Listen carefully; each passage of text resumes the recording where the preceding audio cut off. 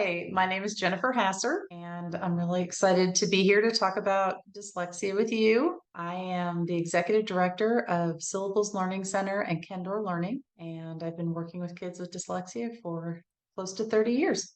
You already told us a little bit about what you do, but could you explain a little bit more about what syllables is, and how they help kids with dyslexia? So, we are a reading center that works with kids mostly after school. We have kids that come during the day, but we usually see kids for 2 to 3 times a week after school. We try to help kids who are probably already, they're going to a public school. They could be going to private school, but most of our kids are in public school and they're behind where they should be compared to their peers. So they come to us to try to get them caught up to where they need to be. Okay. And do you only tutor students with dyslexia or just if they're behind in their reading? It's mostly just behind in their reading. So a lot of the people who come to us, they don't have a diagnosis. Okay.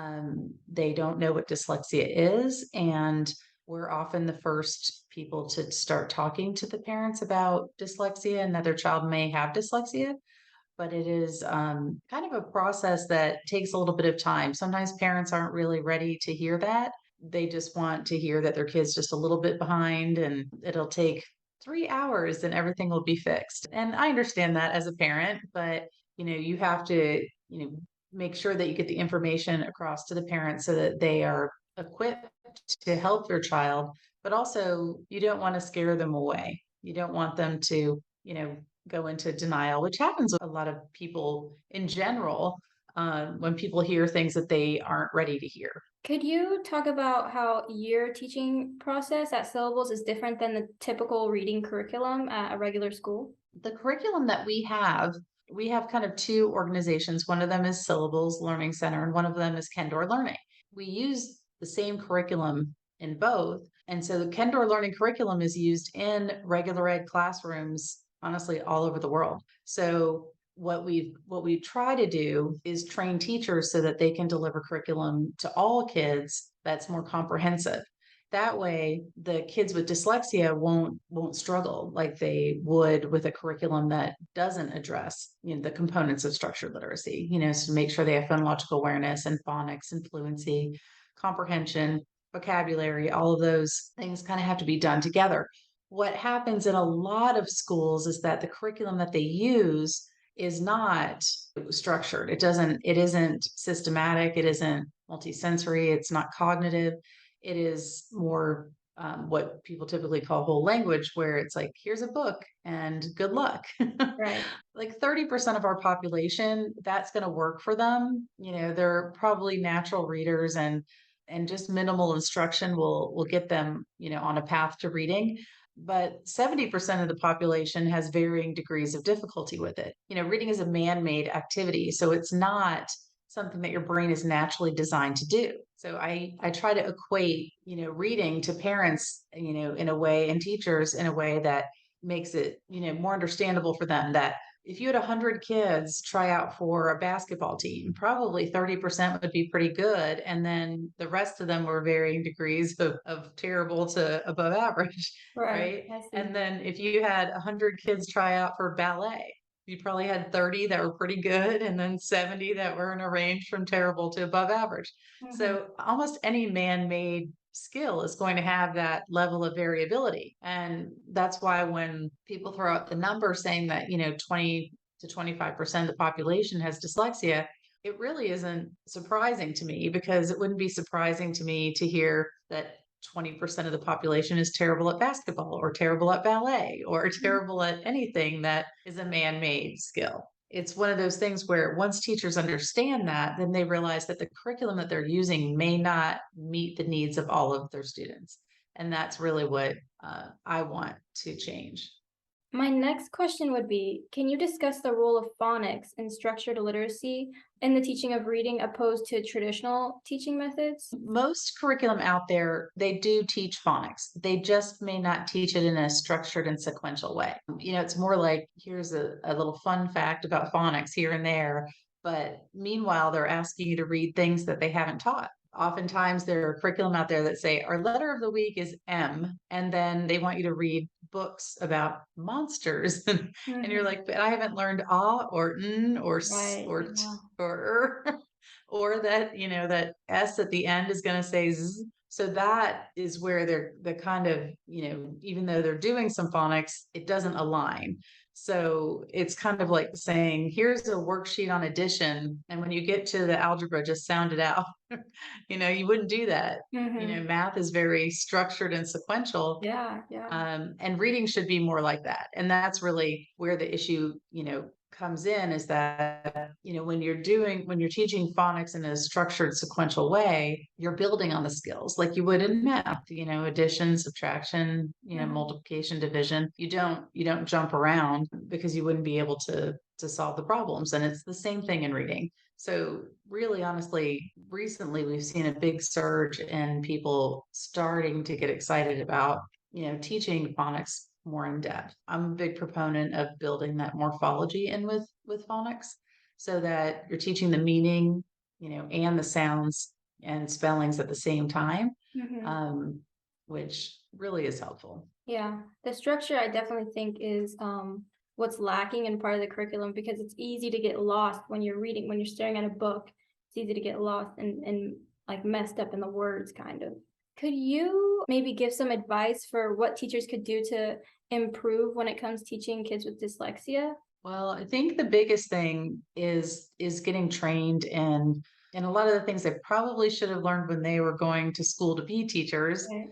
uh, but really weren't taught, and they might have to push their administration to get better training and to get more training, but they definitely need to look for an accredited program. So a program that's been approved either by like the International Dyslexia Association, which the program we have is accredited by the International Dyslexia Association, and IMSLEC, which is the International Multisensory Structured Language Education Council, to make sure that the program has rigor and that it's been approved, and then constantly be learning about how the brain works, because there's lots of kids that are not neurotypical, and they're going to have difficulties in the classroom. And in every profession, you have to take professional development. You have to keep learning. There's new things Mhm. that come around all the time. Yeah.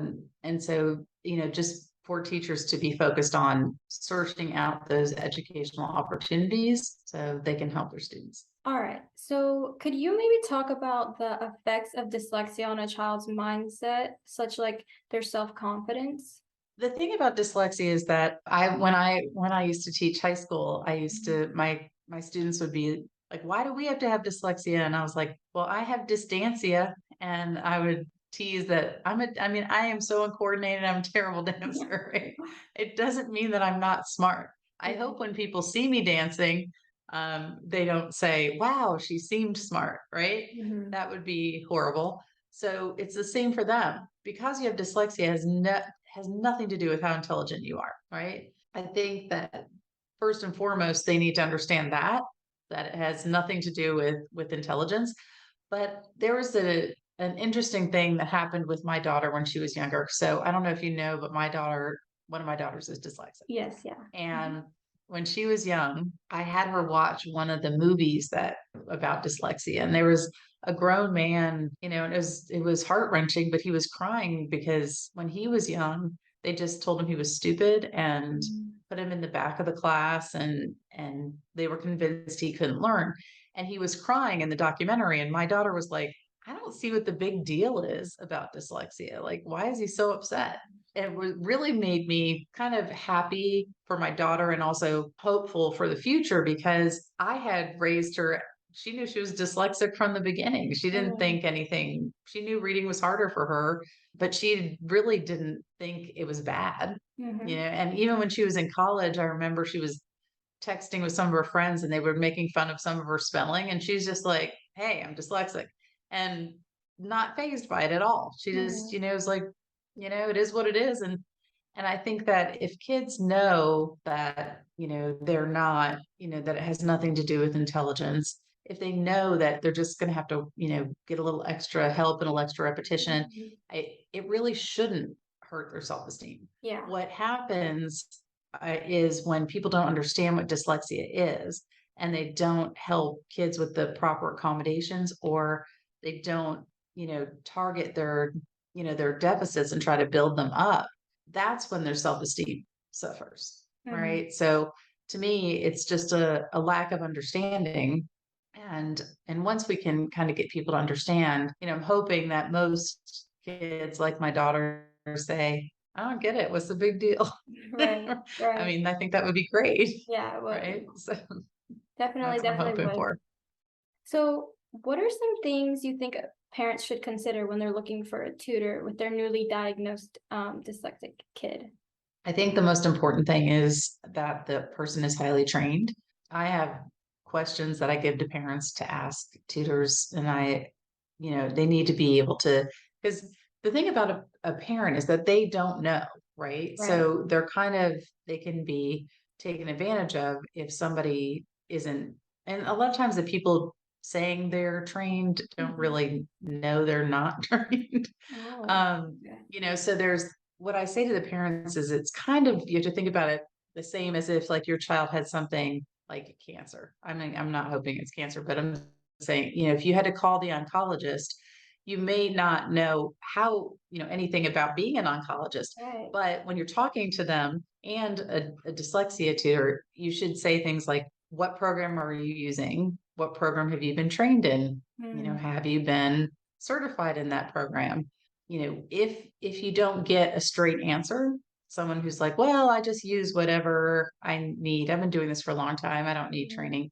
That should be a warning sign, right? Because if okay. you're being treated for cancer and you say, well, what do you do? Chemotherapy or radiation? How do is it surgery? And they go, oh, well, I've been doing this for a long time. I'll Right. just figure it Right. out as I go. You would be Okay. like, what? Yeah. And then you want to say, well, how are you going to measure progress? What is your for us to let the scope and sequence, like what is your order? How will you know if they're doing poorly? Hmm. What will you do if they're doing poorly?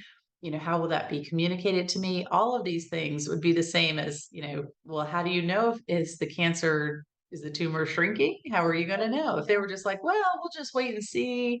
I mean, that's not what you want. You want them saying, well, we'll do an x-ray afterwards or an Mhm. MRI or a CAT scan or what, you know what I mean? Like you may not know what the right answer is, but you can certainly start to tell what the wrong answers are. Right. Do you know what Yep. I'm saying? Hmm. And so, if they're like, well, we don't progress monitor, well, we don't that all of those things are going to be, kind of red flags that maybe you should call a couple other people. And you have to hold the people that are working with your child accountable. It's hard for parents when they first find out, but it is necessary. They need to, if a kid is 6 or 7 years old, they're not going to be able to go in and ask for accommodations in their classroom or communicate Hmm. to the teacher, what they might need. I think part of my job is helping parents to learn more and feel more empowered when they go and have to communicate with, the educators in their kids' lives. Yeah. What advice do you have for parents who are just now finding out their child is dyslexic? Of all the things, bad news you could be dealt, dyslexia is really low on the, when you think On about the the things that, scale, right? oh gosh, I mean, there's way worse things, right? Hmm. And most parents, when I talk to them, they're like, I should have known sooner, or did I not drink enough milk when I was pregnant, or did I not read to them enough? Because it is parents in their nature to want to figure out what they did wrong or what, Yeah. all those things. But when they're, kind of going through the process, they also want to shield their child from finding out that they're dyslexic. Mm. And Oh. I don't really agree with that. I most of the kids that I've worked with in my career know they're struggling. I mean, they know they're smart. They see that other kids are having an easier time of it. Mm-hmm. They know that their handwriting isn't great or their spelling isn't as good as other kids. They know that they're struggling. More often than not, the kids are relieved that they have dyslexia because now there's a reason and now Right. there's something they can do about it. The research has actually shown is that dyslexics learn how to problem solve. They know how Right. to Yeah. have creative solutions, and Mm-hmm. a little bit of struggle is good. It doesn't mean that you need to make them struggle for just for the fun of it. you want to, you want to get in there and help them to overcome it and give them the tools to be able to solve their problems. Right. But I see kids all the time who have straight A's. They're all straight A's, and they can't handle getting a B, right? They Mhm. have like a breakdown. Right. And the dyslexics I work with are very resilient and great problem solvers. And when they are supported by their parents and their teachers, they are highly likely to become self-made millionaires. There's a whole, research on that. Right. There's a So, whole bunch so of them. yeah, a lot of them. So it's not the worst thing. How do I tell them? And Mhm. I'm like, tell them like it's good news. Mhm. Mhm. You know how you've been struggling and reading has been so hard for you? Well, we figured out why. Yeah. And so we found out you have dyslexia and now we know what to do. So we're going to get started on that. And then the kids are like, okay, that sounds fine. It's better to kind of just tell them and talk about the solutions, and everybody's going to have to struggle with something in their life, and we're going to help you conquer this. A few more questions. What accommodations in the classroom do you see are most helpful for dyslexic students? It depends on the child, right? So Mhm. if they're really not reading and they're very far behind, then they might need to have their tests read to them, while they're learning to read and trying to catch up. They might be totally on audiobooks, right? So just like really virtually hardly any reading in the beginning. And then once they can start, reading more and getting more caught up to where their peers are, they might still have, deficits in spelling. So maybe spelling doesn't get counted off as harshly as it would for other kids. They might have processing speed issues. So Mhm. they might say, you only have to write a paragraph and everyone else has to write two paragraphs, because that's more fair, because they might have a slower processing speed when it comes to retrieval. And they might also have like a comorbid condition like dysgraphia, where they're having difficulty with their handwriting or getting their Mhm. thoughts out onto paper. So, I think that saying there's just one thing or a couple things that would be good, I think it should be customized and look at what the kid really needs.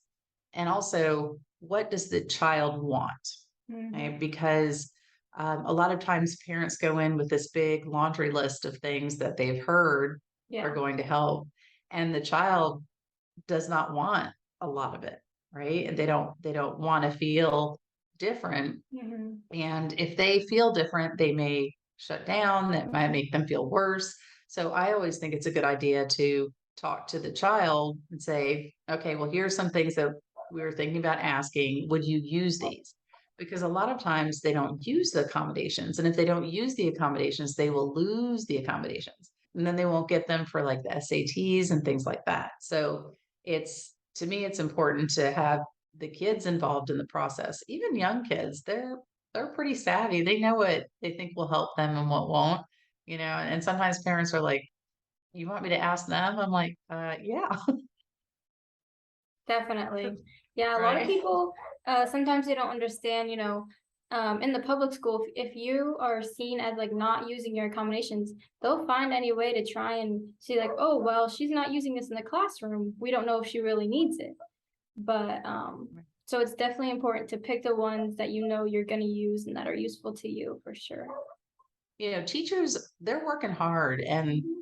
I mean, I've trained over 10,000 teachers, and 99% of them, their heart is in the right place. They want to do what's right by kids. They may not know what's right, and that's why they're being trained. They may take a little while to come around to it because they don't understand it, but they are working hard. Being a teacher is not an easy job. And if we put too many things on a teacher when she has 30 other kids in the class as well, um, the one or two things that child really needs may not get done, right? Because there's just too much. So I think it's just a good thing to take it slow, and you can add more things on. You can have a meeting anytime. If you have an IEP, you can call a meeting anytime and Right. change, any of the accommodations. Mhm. So, and and most of the time, most of the teachers I've worked with, they're willing to just start doing a new accommodation without having the meeting. Yeah. As long as you have good, open communication with them. They're Hmm. like, oh yeah, I'd love to help them. I'd love to make sure that For they're, sure. Yep. successful. So lastly, I just want to open up the floor to you. Is there anything you want to add that you think could help out parents, teachers, students, etc., the dyslexic community? Anything you'd like to add? The biggest thing, I think, a hurdle that we've had with dyslexia is just the misconception of what it is. Mm-hmm. The reading backwards, and Right. so I think changing people's perception of what it is a big thing, because kids won't get identified until people have the right definition. And so I think that's really important. I know that the International Dyslexia Association has published a definition of what dyslexia is. If parents can share that definition with their pediatricians, because a lot of times parents will go to pediatricians first because they don't know what's going on, but pediatricians are not educators. And so they don't necessarily know what is happening. But I've communicated with a lot of pediatricians to help them to see, what these observable signs are going to be and what parents are going to come to them with. And I've had pediatricians tell me they thought it was reading backwards and seeing things backwards. Oh, oh wow. Okay. Well, I mean, think about it. You're a pediatrician. You're responsible for everything. I Mm-hmm. mean, all the things they need to know. I just have to be a specialist in dyslexia and reading. Yeah, that's They true. have to be That's able to true. treat rashes and fevers and all kinds of Yeah. stuff. So it's, helping them to learn, and then helping the administration in schools to learn. So, and I know the simulation has been really, really helpful. There's a dyslexia simulation Oh. that I do for free to anyone who asks, any group, because it shows you what it feels like to be dyslexic, to want to do the activity, but your brain isn't allowing you to do it. So it's got like ways of tricking normal readers to feel a little frustrated.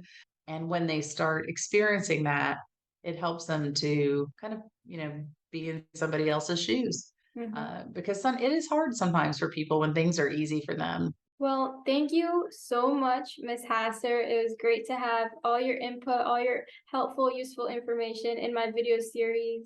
Thank you so much, really. Yeah, I'm really happy to do it, and I'm really, really proud of you for doing this and sharing all this information. Thank You're you. making a huge difference. I Thank mean, you. every time we put this stuff out into the world, it changes someone's life. So thank Mhm. you.